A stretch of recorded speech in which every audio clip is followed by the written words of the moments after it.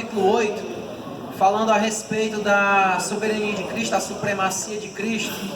Em relação ao sacerdócio, capítulo 7 falou isso, seu sacrifício superior aos sacrifícios de animais. A aliança que ele instituiu é uma aliança superior à antiga aliança. Eu quero aqui só fazer um comentário que o irmão Calil Peli fez no intervalo, muito interessante, lembrando do nosso começo da aula em relação a Melquisedeque, quando Abraão ele chega para lhe dar os dízimos, né? Ofertar os dízimos e ser abençoado por aquele sacerdote. Melquisedeque ele chega com 2 itens para abençoar, na verdade para oferecer a Melquisedeque. O que são esses 2 itens, vocês sabem? Pão e vinho. Olha a tipologia que isso daí também significa, pessoal. Pão e vinho. Nós não vemos em nenhum outro momento o sacerdócio levítico com esse tipo de tipologia, né? E aí nós vemos lá na frente Jesus, na última ceia, ao estabelecer a nova aliança, ele diz: olha, o meu corpo, recebam o pão aqui que é o meu corpo, que é partido, entregue para vocês, façam isso todas as vezes que vocês lembrarem de tudo que eu fiz. O vinho é o meu sangue que eu vou derramar por vocês. Quer dizer, a tipologia também mostra que tudo se encaixa, pessoal. Tudo se encaixa. Todos os, como eu falei, ó, o nome e o reinado de Melquisedeque, a oferta que ele entrega a Abraão, tudo se encaixa na obra redentora de Jesus. Então essas coisas, o bom leitor da Bíblia, ele tem que perceber nas entrelinhas. Isso daí enriquecer sua pregação, enriquecer seu estudo, enriquecer a sua mensagem, tá certo? Então, em tudo Cristo é superior, por isso, e tudo se aplica a Ele. No capítulo 9, pessoal, na página 23 da sua apostila, nós vamos ver o ministério de Cristo, tá certo? Vamos ler aqui os versículos primeiros do capítulo 9. Aqui o autor ele vai se deter propriamente ao culto judeu, certo? Aquela liturgia de como o judeu estabelecia para adorar o Senhor. O versículo 1 diz assim, ó: ora, também o primeiro tinha ordenanças de culto divino e um santuário terrestre, porque o tabernáculo estava preparado. O primeiro em que habitava o candeeiro, em que havia o candeeiro e a mesa e os pães da proposição, ao que se chama o santuário. Mas depois do segundo véu estava o tabernáculo, que se chama Santo dos Santos, que tinha um incensário de ouro e a arca do concerto, coberta de ouro em todo ao redor, em que estava um vaso de ouro que continha maná e a vara de Arão, que tinha florescido, e as tábuas do concerto. E sobre a arca os querubins da glória que faziam a sombra no propiciatório, das quais coisas não falaremos agora. Ora, estando essas coisas assim preparadas a todo o tempo, entravam os sacerdotes no primeiro tabernáculo, cumprindo os serviços.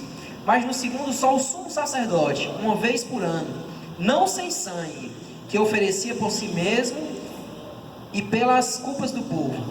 Dando nisso a entender o Espírito Santo, que ainda o caminho do santuário não estava descoberto, enquanto se conservava em pé o primeiro tabernáculo, que é uma alegoria para o tempo presente, em que se oferece dons e sacrifícios que, quanto à consciência, não podem aperfeiçoar aquele que faz o serviço, consistindo somente em manjares e bebidas e várias abluções e justificações da carne, impostas ao tempo da correção. Tudo isso aqui, pessoal, para a gente pode parecer muito difícil, porque não é corriqueiro nem do nosso dia a dia. A gente não conhece como acontecia e nunca viu, talvez, nenhuma réplica do tabernáculo. Mas aqui o escritor aos Hebreus, quando ele está falando isso aqui, ele está falando para pessoas que dominavam o que significava tudo isso. Ele está falando que todos esses utensílios do tabernáculo, havia uma representatividade, todos esses utensílios se aplicam a Jesus. Até uma tarefa de casa que eu passo para vocês é ver em cada mobília daquela, em cada insumo que foi utilizado para a construção do tabernáculo e posteriormente do templo, nós vamos ver que isso reflete o caráter de Cristo, a pessoa de Cristo, a obra de Cristo. Tudo aquilo refletia algo da parte de Deus. Se aplicava a Cristo, o Espírito Santo, a presença dele. E ele falando isso aqui aos hebreus, ele mostra, olha, a liturgia do nosso culto era toda essa pompa aqui, era ouro, a arca da aliança era feita toda de ouro, os lençóis, as roupas que eram utilizadas era de linho fino, a madeira era de acácia, tudo era do bom e do melhor. Porém, quando ele chega no versículo 8, ele diz assim, mas o Espírito dava a entender que ainda o santuário não estava descoberto. Ele querendo dizer assim, olha, era como se aquele culto não estava pronto ainda, não era a essência do que realmente deveria significar o culto a Deus. Tudo aquilo dali tinha uma representatividade boa, era bonito. O que eu posso aprender com isso aqui é que se eu vou louvar o Senhor e se eu vou ofertar, eu tenho que fazer do melhor. Para fazer o tabernáculo foi utilizado as especiarias mais nobres, e quando nós vamos ofertar ao Senhor tem que ser dessa forma. Porém, irmão, se eu sacrificar apenas por nobreza e não houver contrição de espírito, é vago. Não adianta nada eu dar o melhor novilho se meu coração está distante de Deus. Não adianta nada na hora do louvor eu ter minha voz aqui belíssima e todos ouvirem, se é um louvor sem adoração ao Senhor. E aqui o escritor aos Hebreus, ele está dizendo exatamente isso. Olha, tudo isso aqui que vocês conhecem, que vocês sabem que tem um significado, não tem muita importância, porque olha o verso 9, é apenas uma alegoria para o tempo presente, em que se oferecem dons e sacrifícios. Quanto à consciência do sacerdote, não pode aperfeiçoar. Quer dizer, o sacerdote ia, oferecia aquele culto, somente o sumo sacerdote poderia entrar no Santo dos Santos, oferecer um sacrifício que viesse a aplacar a ira de Deus contra o povo, que perdoasse, que cobrisse o pecado, que era a propiciação, a oferta. Mas a própria consciência do sacerdote saía de lá muitas vezes pesada, como se não tivesse alcançado o perdão. E diz isso aqui, olha, versículo 9 diz, não podem aperfeiçoar aquele que faz o sacrifício. Não tinha como, não aperfeiçoava em nada. Era apenas liturgia, e que o sacerdote sabia que daqui a tanto tempo teria que repetir, porque não era um sacrifício perfeito. E aí todo aquele culto ali, ele vai dar espaço para algo superior. No versículo 11, ele vai dizer o seguinte, ele fala primeiro da liturgia judaica. O que é que acontecia? Ele descreve como era o tabernáculo. Existia um átrio, existia um lugar santo, existia um lugar santo dos santos. E ele descreve como era aquele culto.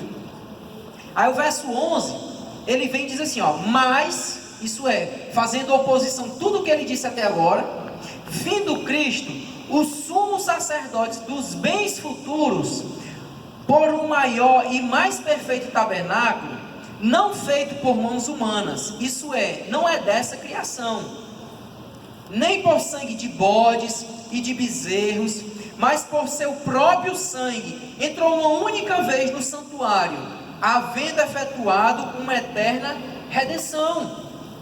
Por que é que o ofício de Cristo é superior?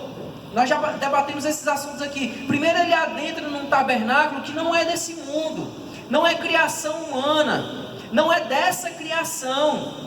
O sacrifício de Cristo, o sacerdócio de Cristo é mais excelente, porque hoje ele está no tabernáculo espiritual, à destra do Pai. Ele apenas não vê como sombras, como aqui ele fala, que tudo aquilo, aquele culto judaico era apenas uma alegoria. Sabe o que é alegoria? Representatividade. Sabe aquela coisa, eu estou aqui de costas, chega uma pessoa atrás de mim, eu olho para trás, eu vejo a sombra, mas eu não consigo ver quem é. Eu não consigo perceber os mínimos detalhes, a não ser quando eu viro de costas e vejo quem é. O culto judaico, ele me dava a sombra do que o Messias iria significar, da obra que ele iria cumprir. Aquele sacrifício de animal era a sombra de um sacrifício futuro que seria eterno. O tabernáculo era a sombra de um tabernáculo excelente, espiritual. espiritual, que não é dessa criação. Então, o sacerdócio, o ofício de Cristo, o ministério de Cristo é algo mais excelente, porque esse tabernáculo não é dessa criação.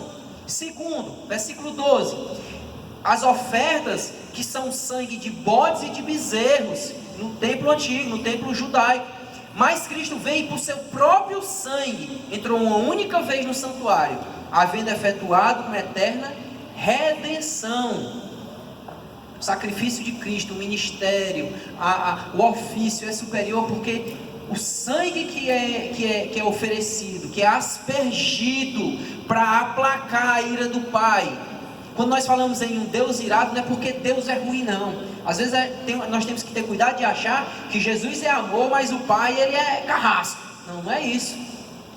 Cristo ele é justiça, porque nós merecíamos essa justiça. Nós merecemos, na verdade, essa justiça. Capítulo 1 de Romanos vai dizer que fora do Evangelho, fora do amor de Cristo, o que o homem conhece de Deus é a ira de Deus. É ira. Ícaro, tu parece o mensageiro da má notícia. Não, não é mensageiro da má notícia. Eu estou falando que está escrito. Às vezes eu tenho umas oportunidades, viu, Felipe? Tem umas oportunidades para falar para casais, como naquele dia lá no Conjunto de Esperança. Aí quando eu chego em casa, o meu feedback é minha esposa, né? Eu digo, foi bom. Ela disse, às vezes tu é tão ferrento, tem que falar um pouco mais de amor. Eu disse, tem que ter esse treinamento. Eu pedi o César depois para... O César é para a família, pessoal. Se vocês quiserem um pregador bom, a oferta é baixa, viu? O César não cobra alto. Mas aposto, né? Viu? Ele só pede uma ajuda para gasolina, né? Em torno de 500, 600 reais, se for em Fortaleza, viu? Se for mais longe. Certo? Tô brincando, o César é bênção e é usado por Deus. É mais barato. Mudou a tabela.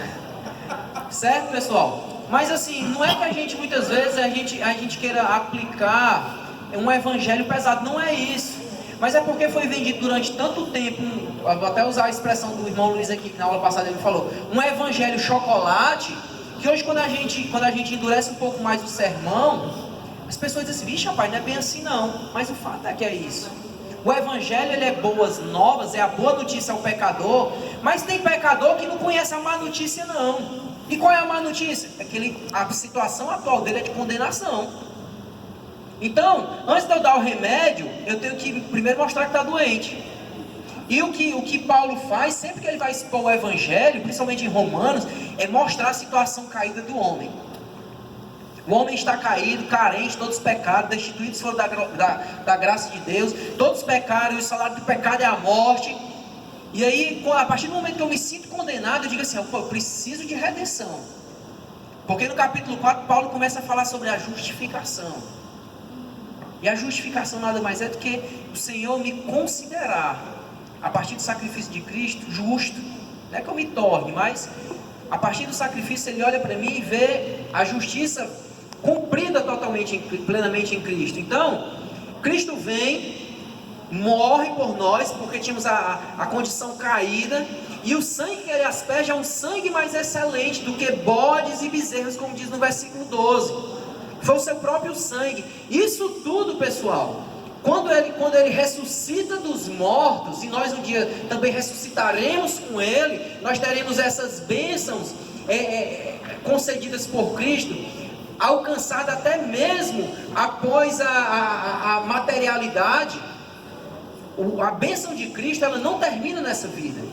Pelo contrário, nós conheceremos a excelência do sacrifício de Cristo no reino espiritual. E aí ele entra de uma só vez, quando ele ressuscita no santuário, na presença de Deus, e o seu sacrifício nos dá eterna redenção. Eu posso dizer, pessoal, que nós já somos salvos. Nós já estamos desfrutando da eternidade. Aqueles salvos já estão desfrutando da eternidade. Hebreus vai dizer no final do capítulo 9 que ao homem é justo morrer uma única vez, está ordenado o homem morrer uma única vez. E quando nós morremos, nós já iremos apenas dar continuidade ao que nós começamos a colher agora. É apenas uma passagem. Então, o sacrifício de Cristo, o ministério de Cristo é superior, porque o sangue aspergido foi o dele. Versículo 13: porque se o sangue de touros e bodes, olha só pessoal, e a cinza de uma novilha esparzida sobre os imundos santificavam quanto à purificação, olha a comparação superior agora, versículo 14: quanto mais o sangue de Cristo, que pelo Espírito Eterno se ofereceu a si mesmo, imaculado a Deus, purificará a vossa consciência das obras mortas. O sangue de Cristo, pessoal, o sacrifício de Cristo, ele vem nos conscientizar dessas obras mortas. Irmão Ícaro, o que é obras mortas? São obras que nos causam morte, isso é, pecado. O sangue de Cristo, o sacrifício de Cristo, ele me conscientiza disso. O Espírito Santo que me sela, a partir do momento que eu confesso a Cristo, o selo desse Espírito Santo, ele me conscientiza dessas mortas, dessas obras que me levam à morte. Então, um benefício do sangue de Cristo é me conscientizar dessas obras mortas. É por isso, quando ele cumpre esse seu ministério, como a nossa apostila aqui chama, quando ele asperge o seu sangue, ele se oferece, ele é considerado o mediador de um novo testamento. Entenda o testamento aqui como aliança, para que, intervindo a morte para a remissão das transgressões que havia debaixo do primeiro testamento, os chamados recebam a promessa da herança eterna. O sacrifício de Cristo é recebido como excelente pelo Pai. Por ser considerado excelente, ele se torna mediador. E a morte não se torna mais, pessoal, empecilho para que eu receba essas bênçãos. Os chamados, eles vão receber essa promessa eterna. E esse sangue aspergido, como diz no verso 16, ele se torna como se fosse, ele credencia essa aliança. Ele se torna, olha só, porque onde há testamento, é necessário que intervenha a morte do testador. Porque um testamento tem força onde houver morte. Cristo precisou morrer para que ele se torne o nosso mediador, para que essa aliança ela seja aceita. Nós vamos ver que o sacrifício de Cristo, o derramamento do sacrifício de Cristo, é para que ele tenha autoridade sobre essa nova aliança, para que ele possa, vamos dizer assim, instituir, selar, outra palavra é essa, ele sela essa nova aliança através do seu sangue. É por isso que é necessário que o seu sangue seja derramado, é por isso que é necessário que ele morra. Porque um testamento, tenho 2 filhas, vai que eu tenho bens, enquanto eu estou vivo eu posso fazer a repartição, isso vai para essa, isso vai para aquela, isso vai para essa, mas aquele testamento só haverá, só vigorará, só terá validade a partir do momento que eu morrer. Cristo precisou morrer para que esse testamento fosse aberto, essa nova aliança ela pudesse ser usada, vamos dizer assim, pudesse ser cumprida. O seu sangue ele vai selar esse novo testamento. Aí ele vai dizer, ó, pelo que também a primeira aliança ela foi necessário ser aspergida por sangue, como diz no verso 19, ó. Porque havendo Moisés anunciado ao povo, a todo o povo, todos os mandamentos da lei, tomou o sangue de bezerros e dos bodes com água, lã, púrpura e isopo, e aspergiu tanto no livro como em todo o povo, dizendo, este é o sangue do testamento que Deus vos tem mandado. Quando Moisés pega as tábuas da lei, ele sela aquela aliança com sangue de bode, com sangue de animal. Quando Cristo vai selar essa nova aliança, é necessário também que haja o derramamento de um sacrifício. Verso 21. E semelhantemente aspergiu com sangue o tabernáculo e todos os vasos do ministério. E quase todas, 22. E quase todas as coisas, segundo a lei, se purificam com sangue. E sem derramamento de sangue, não há remissão. O judeu entendia, pessoal, que para que a ira do Deus verdadeiro, fosse aplacada, é necessário que haja derramamento de sangue. E quase coisa nenhuma, ele diz aqui, pode ser purificada a não ser através de derramamento de sangue.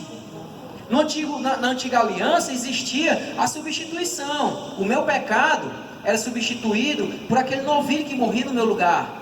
Era ele que pagava por aquele pecado. Mas um sacrifício superior é instituído pelo Senhor Jesus, onde ele se faz pecador, por mim e por você.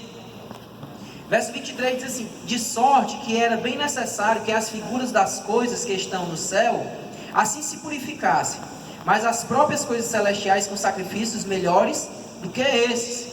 Porque Cristo não entrou no santuário feito por mãos, figura do verdadeiro, porém no mesmo céu, para agora comparecer por nós perante a face de Deus. Nem também para si mesmo se ofereceu muitas vezes, como sumo sacerdote, cada ano entra no santuário com sangue alheio. O que ele está dizendo aqui é que para coisas naturais, aqueles sacrifícios, eles serviam, mas para coisas espirituais, tinha que ter um sacrifício superior. Esse sacrifício é perfeito e é aceito, porque é o próprio Cristo que morre. Por isso que ele trata aqui com coisas espirituais era necessário um sacrifício. Porque Cristo, ele adentra no tabernáculo espiritual. Ele está à destra do Pai. Não, ele não está mais purificando aqueles utensílios e aquelas mobílias do tabernáculo que era feito com mão humana, não. Aquilo, o sangue do novilho, do bode, do carneiro, da pombinha, poderia ser. Mas para algo mais excelente, para algo mais espiritual, o sacrifício tinha que ser perfeito, tinha que ser de Cristo. Vamos ver aqui só algumas coisas que a apóstola diz. O versículo 15 trata de 4 aspectos da nova aliança. O primeiro aspecto, a razão por que Cristo é mediador. Cristo é mediador da nova aliança porque o seu sangue purifica a consciência. A velha não podia limpar a consciência. Falei sobre isso. O sacerdote, ele saía do templo, mas ele saía muitas vezes com a consciência pesada. O sacerdote levítico saía com a mesma consciência má com a qual havia entrado. Nunca podia conseguir a purificação da sua consciência através dos rituais levíticos. A nova aliança, por outro lado, proporciona a purificação de uma única vez. E dali por diante, o redimido não tem mais a consciência do pecado, a consciência pesada do pecado. Ele sabe que pecou, mas ele sabe que em Cristo há repouso e perdão dos seus atos.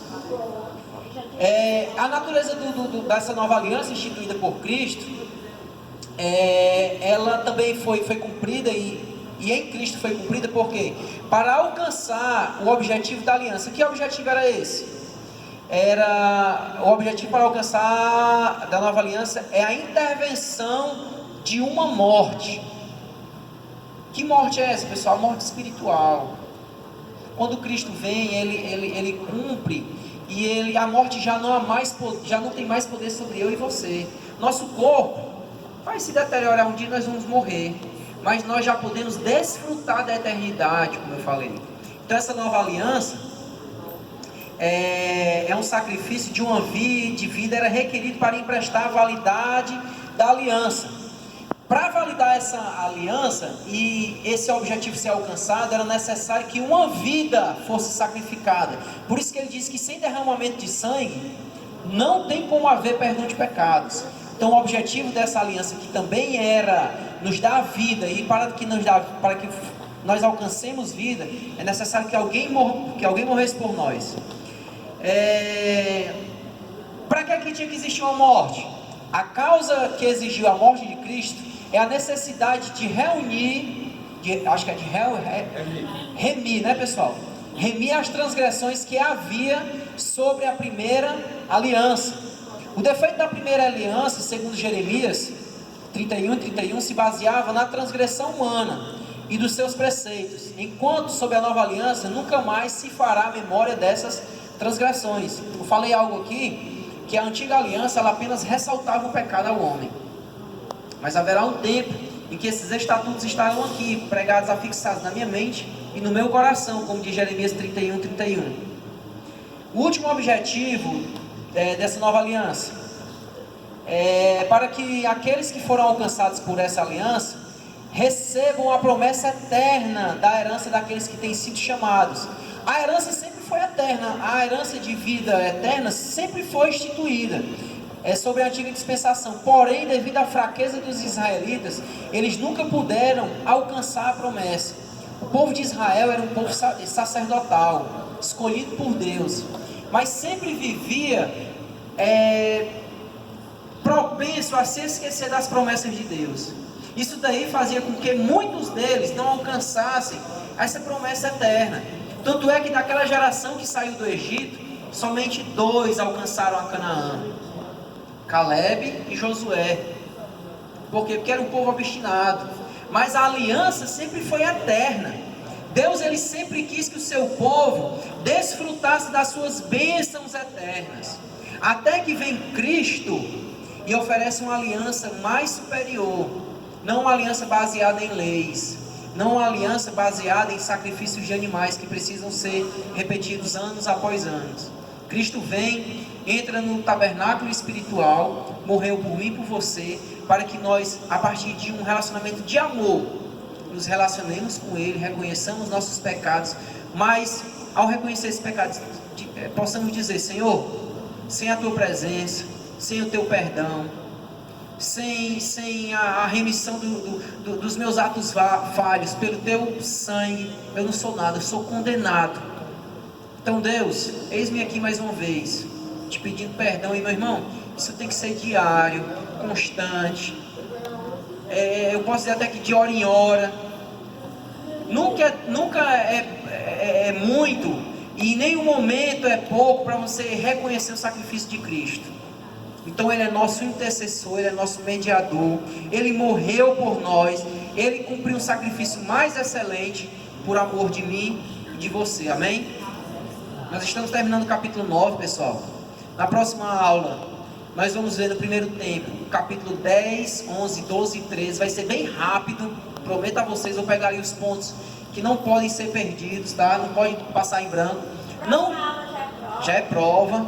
Pode. Eu só peço uma coisa a vocês.